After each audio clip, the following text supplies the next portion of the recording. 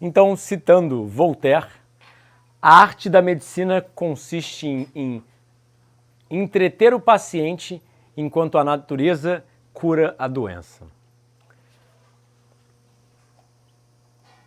O Shelton já falava, Nature cures the patient, the physician passes the hat. A natureza cura o paciente, o médico passa o chapéu, né? Mas seria um pouco inadequado. Então, a ciência da saúde. Saúde não por drogas, não por cirurgias, não por matar germes, mas por viver saudavelmente. A ciência que lida com a preservação e promoção da saúde foca, nós higienistas focamos nosso estudo na saúde e não na patologia. Nós queremos entender as necessidades, o que o organismo vivo precisa para se manter saudável, ao invés do que ele precisa para tratar a doença, porque nós não vemos a doença como natural, nós vemos a doença como anormal e uma falta de uma necessidade biológica que, quando elas são fornecidas, o corpo consegue se reajustar. É como se fosse um pedreiro construindo a obra. Se você não dá cimento para ele, por mais que ele tenha o melhor tijolo, melhor madeira, melhor ferramenta, ele não vai conseguir grudar os tijolos ali. Então sempre está faltando alguma coisa está sendo fornecida em excesso e isso ocasiona nossas doenças, né? Uma das citações máximas do higienismo seria sublata causa tolitrus effects. Suprima a causa, o efeito desaparecerá. Tudo se indica, até mesmo os artigos de antropologia, que seres humanos, quando começaram a cozinhar, começaram a sofrer doenças. E, obviamente, quando a gente começou a sofrer doenças, a gente não entendia o que ocasionava essas doenças. E aí, obviamente, todo um conceito de cura foi construído perante a tratar essas doenças como se elas precisassem ser tratadas. Então, se inventaram clérigos, xamãs, poções, magias, encantos, rituais. A própria Grécia Antiga tinha a teoria dos humores, porque as doenças ocorrem, né? E aí depois a gente teve também sacrifícios e oferendas aos deuses, né? Porque seres humanos começaram a achar que a doença vinha de espíritos, demônio, o diabo, Deus não gostava de mim, então precisava apaziguar a ira dos deuses, dando sacrifício de virgens, de fruta, oferendas de frutas e qualquer coisa do gênero. E seres humanos também tentaram buscar em todo tipo de animal, vegetal ou mineral alguma forma, alguma poção para curar suas doenças, né? E aí foi criado todo um sistema de cura. Só que isso nos últimos 10 mil anos, né? Porque a gente realmente só começou a sofrer doenças depois do período neolítico, acredito eu. E a antropologia sugere com alguns dados científicos, né? Como a gente viu ontem, sabe, doenças dentárias são uma coisa que começou a aparecer só depois do neolítico e por aí vai. E aí veio Hipócrates há 2.500 anos atrás, 2.000 anos atrás, e falou, olha, doenças não são algo normal, são algo anormal.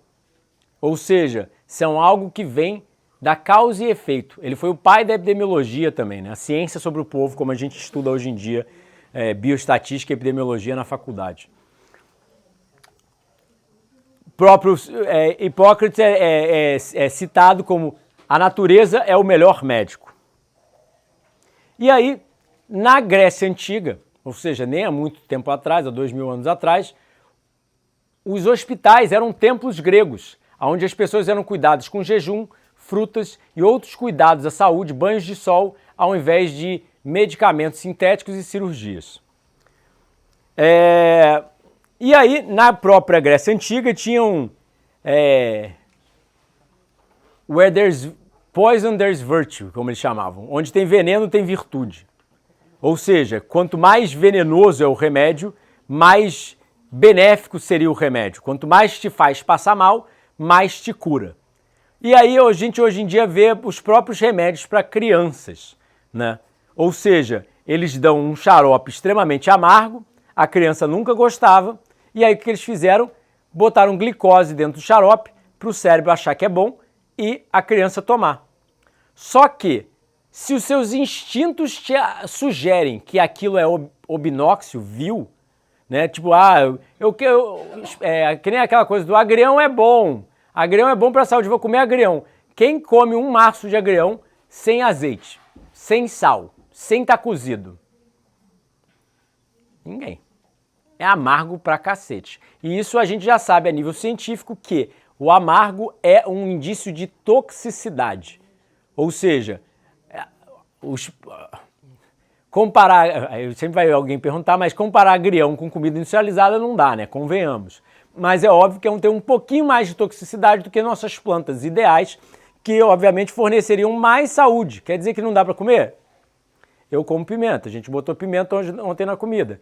Mas nós higienistas acreditamos que já tem um pouco mais de toxicidade e não deveria ser consumido. Tanto é que ninguém vai trepar ali na pimenteira e ficar comendo ela uma atrás da outra que nem se fosse banana. Então, o conceito mais absurdo é sugerir que você deveria consumir algo que não é agradável aos seus instintos, né? Ou seja, a única coisa que a natureza te botou para te proteger, você corrompe e perverte ele, né? Então, mas por que meu médico não sabe disso? Isso são, na verdade, vários artigos, várias propagandas de cigarros na década de 50, ou seja, há 70 anos atrás, né? Nem tanto atrás assim. Onde médicos publicavam até mesmo, eram propagandas publicadas até mesmo no American Journal of Medicine, no JAMA, Journal of American Medical Association, desculpa. Ou seja, o maior jornal da Associação Americana de Medicina publicava propagandas de médicos fumando e sugerindo marcas específicas, né? Como se isso fosse uma coisa legal. E por que nossos médicos chamam a nova marca de um cigarro saudável?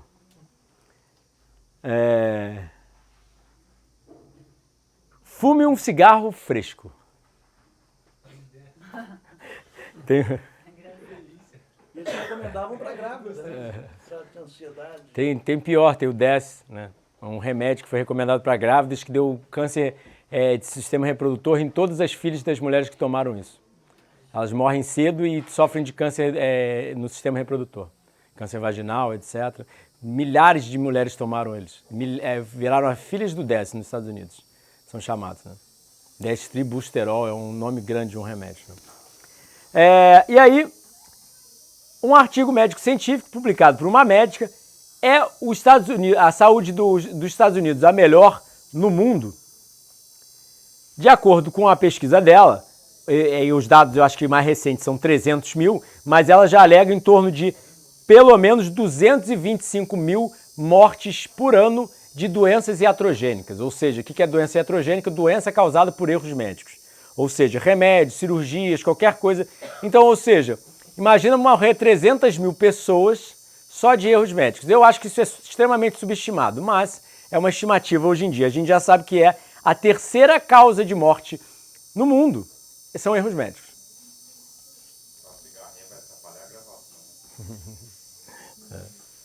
Essa daí não tem como...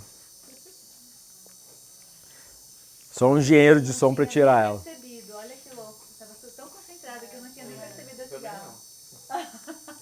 Então, nós higienistas vemos a coisa muito diferente de todos os modelos, né?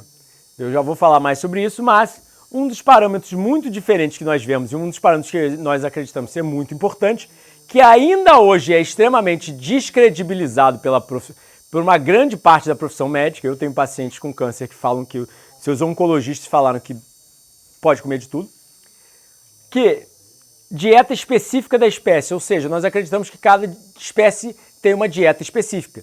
É como a gente falou ontem, a lei das similaridades. Todo animal que se parece com um cavalo não está em cima de árvore comendo fruta. Todo animal que se parece com um animal carnívoro come outros animais. Ele não come carne, ele come o animal por inteiro e ele não está também em cima de árvore comendo fruta. Todo animal que se parece com um chimpanzé está em cima de árvore comendo fruta, tirando a gente que começou a cozinhar e fugir disso. E começou a sofrer doenças. Aí a gente pensa, por exemplo, em combinação alimentar. Ninguém fala sobre combinação alimentar além de nós. Alguns pegaram o conceito ao longo desses anos, mas ainda assim, monorrefeições, ou seja, comer um só alimento por vez, equilíbrio emocional, ou seja, como o Shelton diria, you're either poised or poisoned, ou você está equilibrado emocionalmente ou você está envenenado, porque briga, sofre um assalto e depois vai comer uma churrascaria. Você não digere direito a comida, obviamente, você está muito estressado, você está nervoso. E a condição de saúde do organismo, que é extremamente negligenciada, porque a gente vê, por exemplo, nutrição parenteral, independente da condição de saúde, das reservas de gordura do organismo, a profissão mete mais e mais e mais comida para dentro, mais calorias para dentro, sem pensar em micronutrientes e a condição de saúde atual. Por isso, uma das questões da diabetes, né? Como ela tinha me perguntado ontem, um paciente já com diabetes, ele vai comer o mesmo morango que eu, só que o morango vai ser tóxico para ele e não vai ser tóxico para mim, porque eu não sofro de resistência insulínica.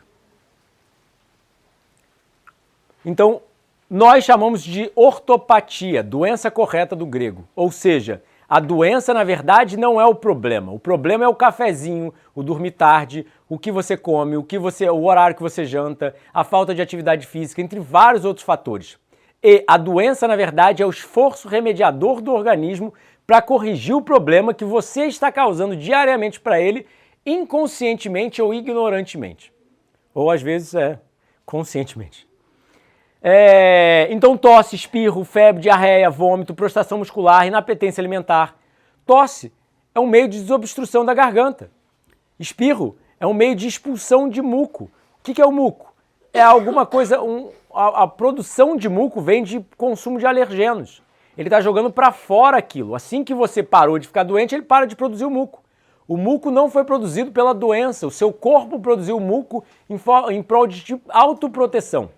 Ou seja, o organismo é muito mais inteligente que nós e a gente acha que é mais inteligente que ele e tenta curar a doença que ele mesmo gerou em prol de se curar. Então você gera um problema maior ainda, porque você tenta curar a doença de uma forma sintética, anormal.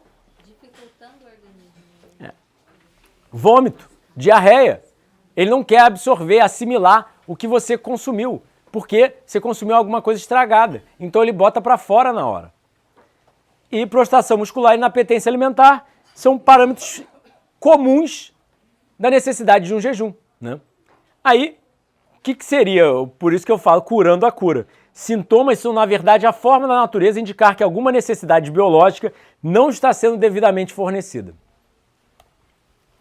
E aí, a gente, não sei se alguém sabe o que é isso, né? Pode sugerir? Sangria na Idade Média? Exatamente, sangria.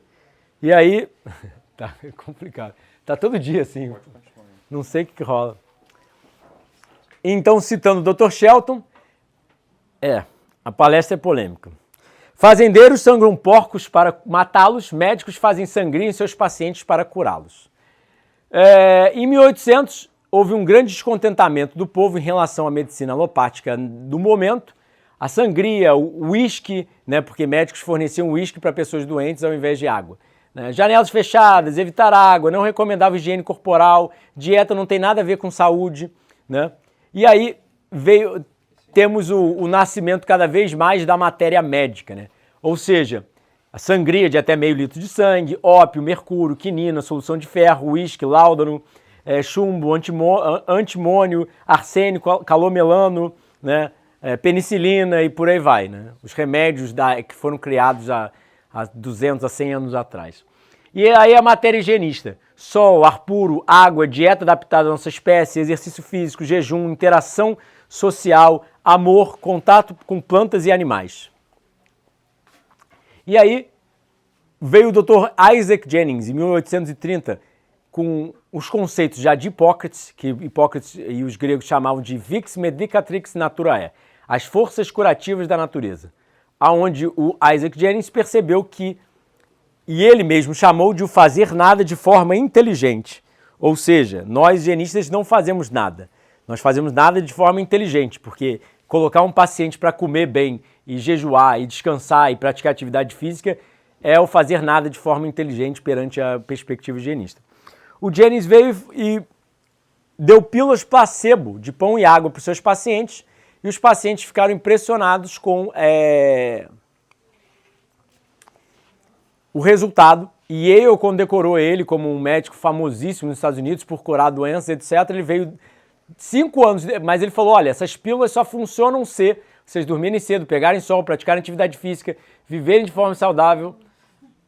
Aí depois de 5 anos ele chegou e veio à frente e falou, olha, eu não fiz nada. Quem fez foram vocês vivendo de forma saudável e não produzindo a doença.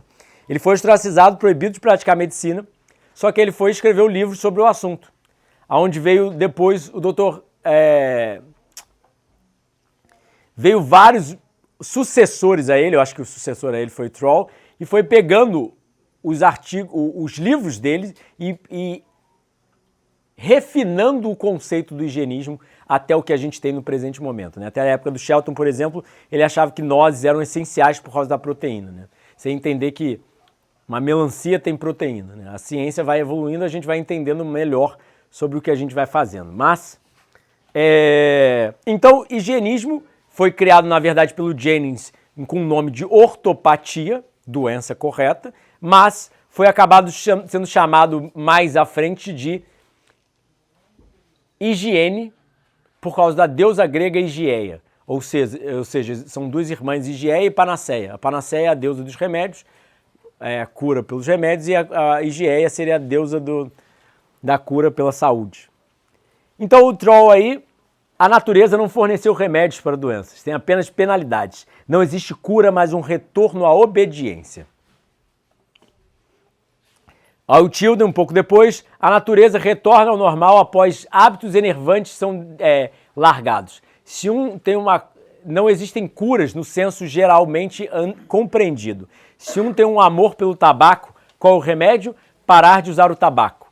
Se um tem o coração gasto pelo choque, assim como vemos com jogadores de apostas e homens que jogam no mercado de ações, qual é a cura? Drogas? Não, remover a causa. Enquanto o processo de regeneração não foi compreendido, o homem acreditou que o poder de regeneração residia em substâncias e coisas fora de si mesmo. Ele, logicamente, buscou meios extrínsecos de cura e uma arte de cura foi o desenvolvimento lógico. O sistema da medicina, como conhecemos na atualidade, foi um desenvolvimento lógico da falácia que o poder de regeneração reside em fontes extrínsecas. Eu sempre me emociono lendo Shelton. Isaiah Goldhammer, o supervisor o supervisor e o criador, né, o CEO da maior instituição higienista de jejum do mundo da atualidade. Quando pessoas comem comidas que contêm químicos, principalmente açúcar e óleo, os seus cérebros se tornam artificialmente estimulados por secreção de dopamina, o que leva a consumir em excesso, obesidade e as doenças de excessos dietéticos. O Furman, ele até supervisiona jejum, mas é um médico também, autor de vários best-sellers nos Estados Unidos. Você não consegue comprar saúde, você precisa ganhá-la por vida saudável. O Hugh Graham, que foi a pessoa que me motivou ao higienismo, muitos alimentos que nós cozinhamos, tais como carnes e grãos, seriam inapetentes ou inconsumíveis por seres humanos. O cozimento permite sobrepor, passar os mecanismos de guarda do nosso cérebro que naturalmente nos protegeriam de ingerir substâncias não naturais e não saudáveis. Essencialmente, cozinhar nos torna possível comer e chamar de bom uma comida que, na verdade, teria estragado. Então, uma das formas que eu adoro citar no higienismo seria a óbvia diferença entre sobreviver e prosperar. Ou seja, o que seria sobreviver e prosperar? Disposição, fome, felicidade, sensação de bem-estar, funcionamento fisiológico otimizado. Isso é saúde. Você vê que o organismo está pele corada, ativo, vivo, rápido, né? E você vê uma pessoa doente, uma pessoa depressiva, branca, pálida, sem vontade de viver a vida. Então, sobrevivendo. Apatia é comida natural, ou seja, crianças hoje em dia, eu, por exemplo, cresci sem comer uma banana, sem comer uma alface. Uma grande apatia, aversão à comida natural. Sintomas e cansaço constante, pessimismo, tristeza, depressão, reduzido funcionamento fisiológico de todos os sistemas. E aí uma planta com pragas. Ou seja, a gente identifica a planta que não está dando fruta, que está crescendo com praga, que não cresce direito. Aquilo ali, por exemplo, é um sempejaque, uma jaca com sempedaque. Você vê que ela não cresceu tão bem quanto a jaca lá de trás.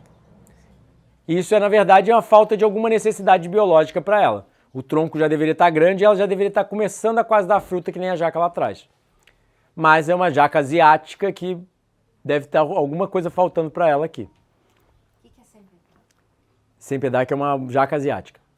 Aí essa aí é uma sempejaque, é uma mistura, um híbrido dos dois. E a gente vê facilmente, por exemplo, um obeso. Uma pessoa obesa mórbida. A gente sabe que ela não está prosperando, a gente sabe que ela não está no melhor de saúde dela, mas ela está viva. E as pessoas acham que só por estar vivas estão prosperando. Você pode estar vivo. Tem muita planta aqui em casa que está viva, mas elas não dão fruta, não servem de nada. Entende? E não está prosperando. Você vê que o caule não fica grosso, você vê que as folhas não ficam tão bonitas. Né? Figo aqui em casa é horrível, eles não ficam bons, infelizmente. Você cresce, mas não é que nem... Infelizmente não é que nem Portugal, eu plantei vários figos de mel aí, não dá certo. Eu tenho que ir uma vez por ano para Portugal.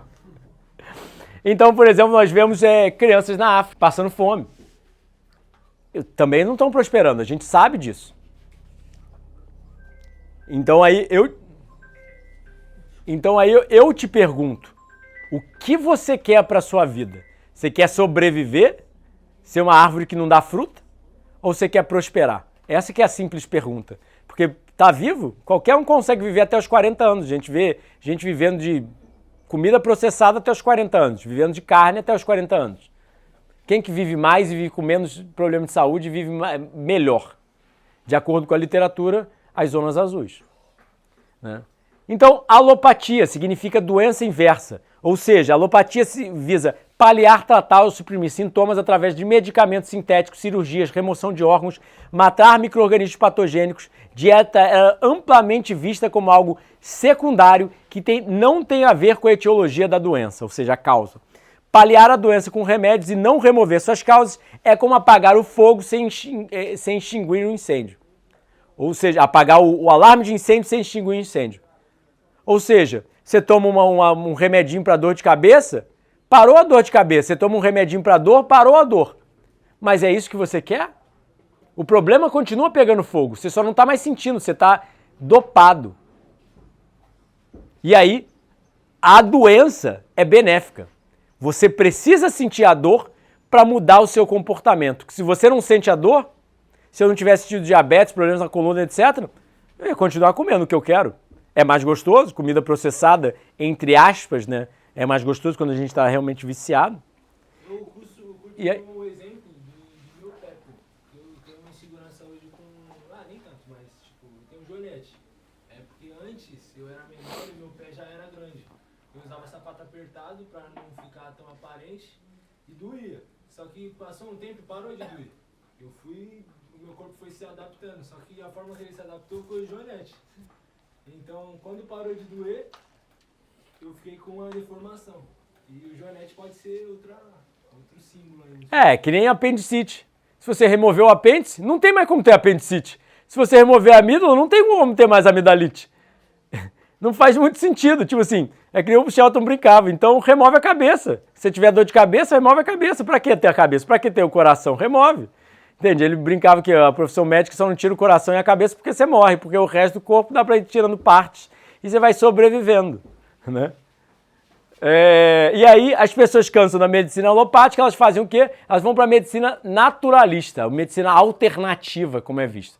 Mas continua a mesma coisa, paliar, tratar e suprimir sintomas com remedinhos. Ou seja, não toma mais o remédio sintético, toma o remédio homeopático. Não toma remédio sintético, toma florais de Bach, toma ajustes na coluna, agulhas no ombro. Mas a agulha no ombro não foi a causa da dor de cabeça, não foi a causa do seu problema.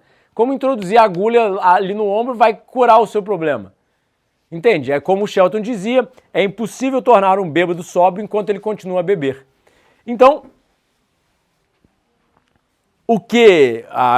eu peguei a foto de um gorila colhendo frutas direto da fonte, para a gente entender que tudo é saúde ou tudo é doença. Não é só dieta. Conviver. Eu agora, quando eu vou para São Paulo, depois de 3 anos de Covid, a maior parte em casa, eu acho horrível, horrível.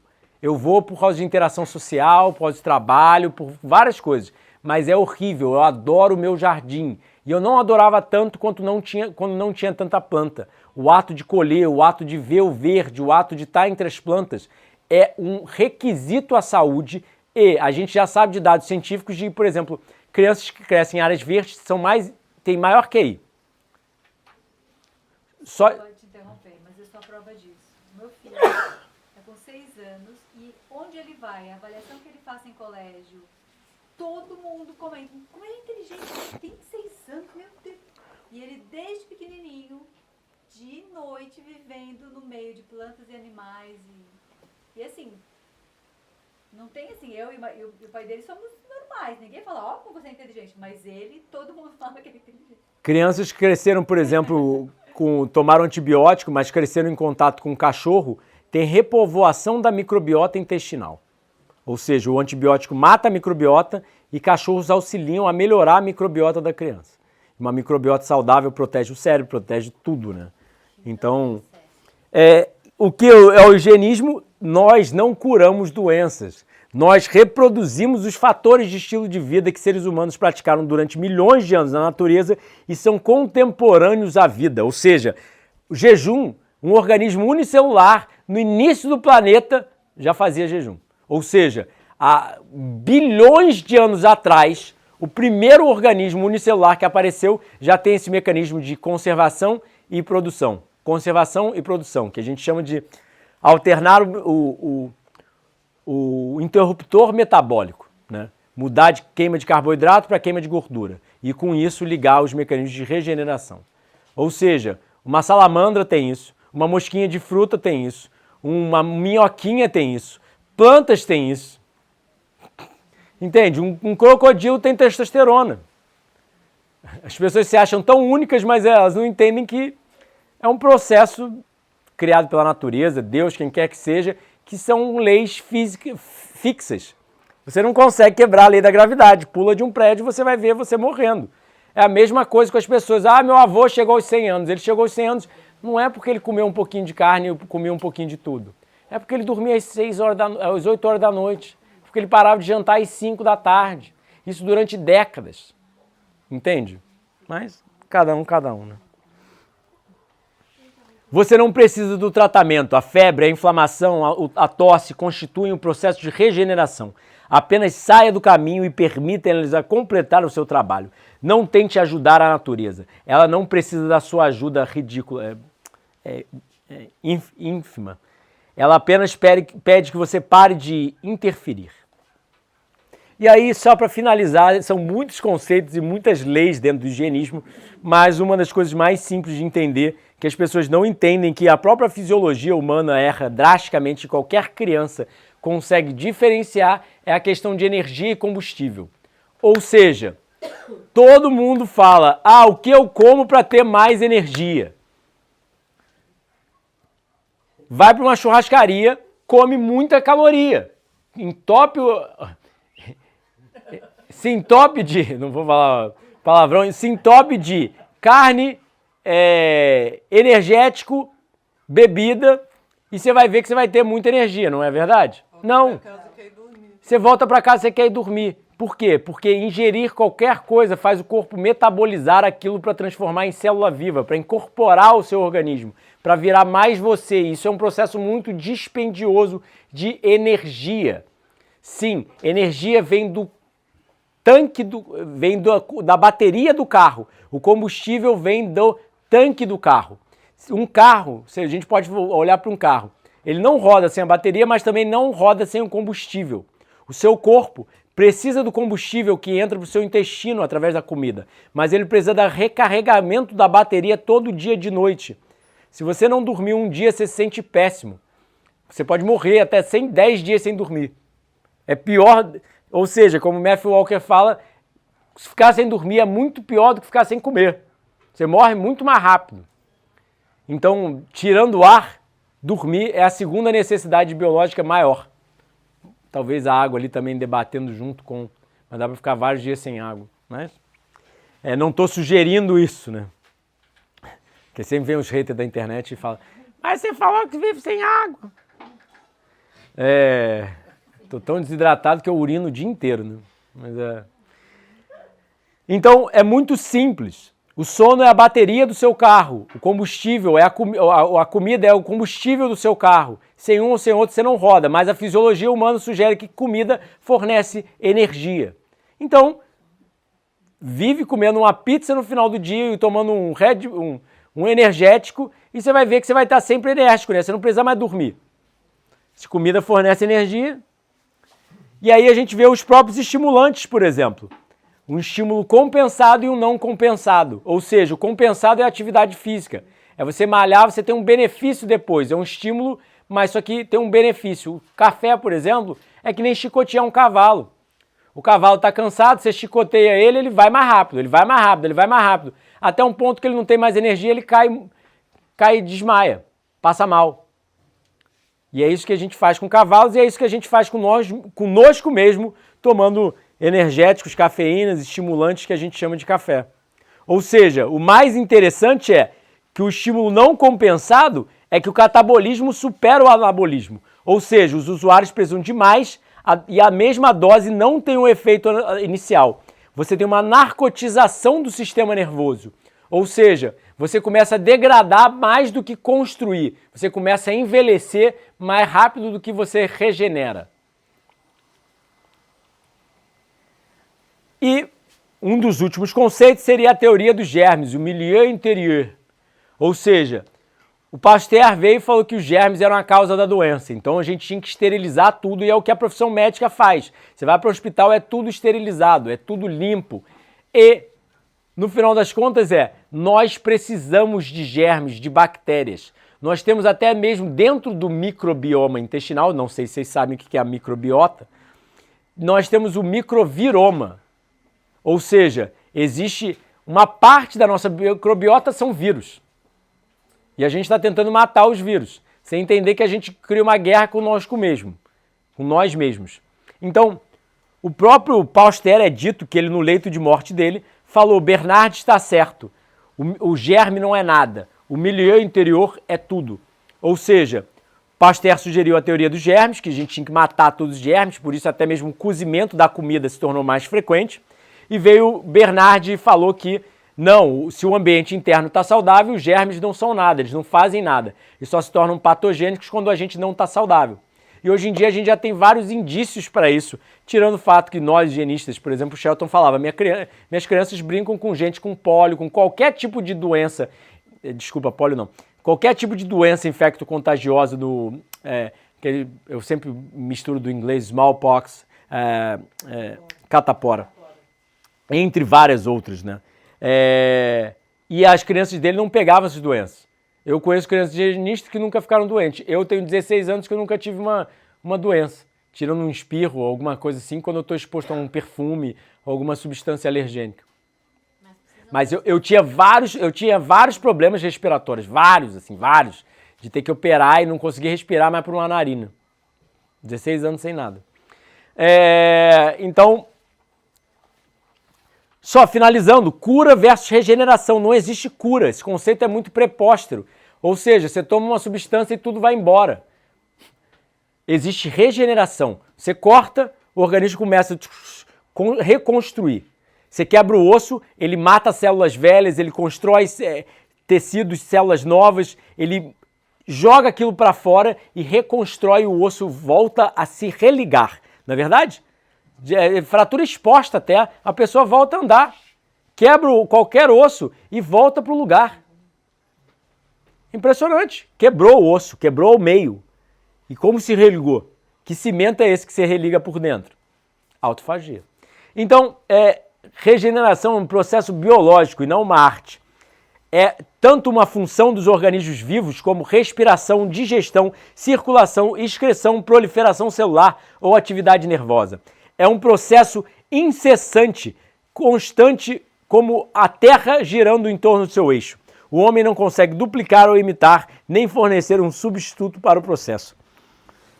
Portanto, todas as escolas de cura são uma fraude. O Shelton tinha um pouquinho de implicância, né? Porque você vê cirurgias e entre várias outras coisas cobrando rios de dinheiro e sendo, na verdade, prejudiciais ao paciente, como a gente já sabe hoje em dia. Por exemplo, você pode ver vídeos do Nutrition Facts, do Michael Greger, mostrando os dados científicos da literatura sobre cirurgias cardíacas, mostrando que, por exemplo, o Courage Trial mostra que 97% das cirurgias cardíacas não reduzem a incidência de morte e mortalidade de doença cardíaca. Ou seja, você abriu seu peito com bisturi de cima a baixo, cortou uma veia da sua perna, pegou a veia, abriu sua panturrilha, tirou uma veia lá de dentro, pegou a veia, fez um bypass coronário, botou o coração de novo para dentro, né, que eles puxam para fora para fazer a cirurgia, costura todo o seu peito, você pode ter microinfartos no cérebro que não são facilmente reconhecidos, você pode ter várias complicações de saúde e, como o Shelton brincava, cortar os ovários é a mesma coisa que cortar o cérebro, ou seja, o sistema nervoso é completamente interligado. Você não vai tirar um órgão, por mais que você esteja dopado pela anestesia, você ainda está vivo. Você só não está sentindo no presente momento, mas quando você acordar, você vai sentir tudo.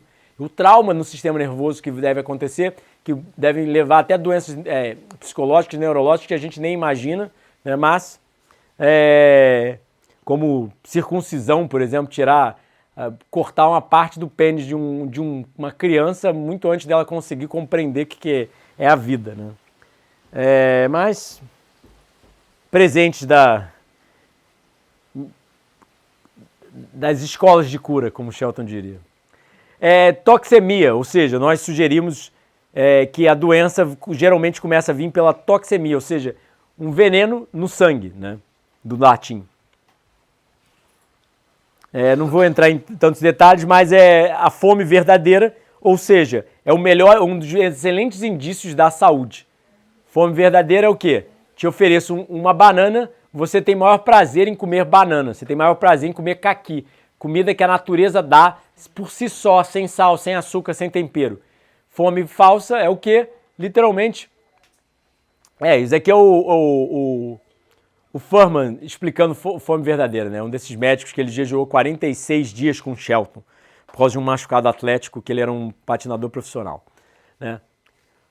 Atrasar uma refeição trazem sintomas que as pessoas chamam de fome. Esses sintomas incluem câimbras abdominais, fraqueza e sensação de doença, como um drogado sente quando ele larga a droga. Isso não é fome. Aí ele fala que nossos hábitos dietéticos levam a esses sintomas e, na verdade, fome real não é desconfortável. É uma sensação prazerosa. Então o corpo é autossuficiente, ele autorregula, autorregenera, autodesintoxica, ele precisa apenas de elementos essenciais para manter a homeostase. Como Shelton diria, eu não posso viver por você, comer por você, se exercitar por você. A escolha é sua. Eu só posso educá-lo. E é isso que nós higienistas fazemos com nossos... Qualquer gravador aí está ok. Tá ok. 38. Ou seja, nós higienistas somos educadores de estilo de vida, nós não somos curandeiros, como eu sempre falo aos meus pacientes. Neurocircuitos, instinto é o professor, a dor é benéfica. A citação do Shelton é linda, a dor é a forma da natureza falar você não deve. O sofrimento, isto é, a capacidade de sofrer é absolutamente necessária para a nossa proteção e preservação, e dado que em ambos os sentidos, o moral e o utilitário, a dor é boa e não má. O prazer vem da obediência às leis do ser e o sofrimento da violação de tais leis. As leis fixas da vida são essenciais. Elas machucam apenas quando violadas e o sofrimento consequente age como um aprendizado, compelindo o homem a se comportar. Sem a fome para compelir um animal a comer, ele morreria de fome. Sem a sede, ele morreria na presença da água. Sem a dor do frio, ele congelaria sem saber a causa. Sem sofrer pelo calor, ele seria consumido pelo fogo. A dor da doença e dos ferimentos é uma evidência da necessidade por descanso e a mudança de hábitos de vida. O ofício da dor é de nos salvar ao invés de nos destruir. Tradução literária pelo Dudu. O que os doentes precisam são professores e não tratadores. As escolas de saúde e não hospitais. Instrução e não tratamento. Educação na forma correta de viver e não tratamento no hábito doentio. Ambos, eles e seus profissionais da área de saúde, né, como a gente chama, deveriam esquecer as ideias de cura e suas práticas construídas perante. E finalizando, penúltimo slide, desde que adotamos hábitos onívoros, nós, homo sapiens, somos atormentados por doenças degenerativas e comportamentos destrutíveis e cruéis.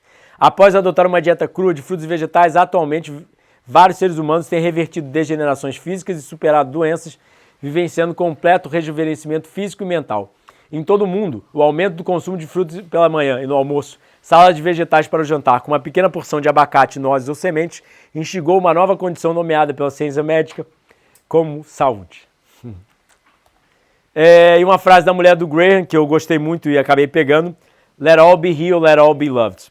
Que todos sejam curados e que todos sejam amados.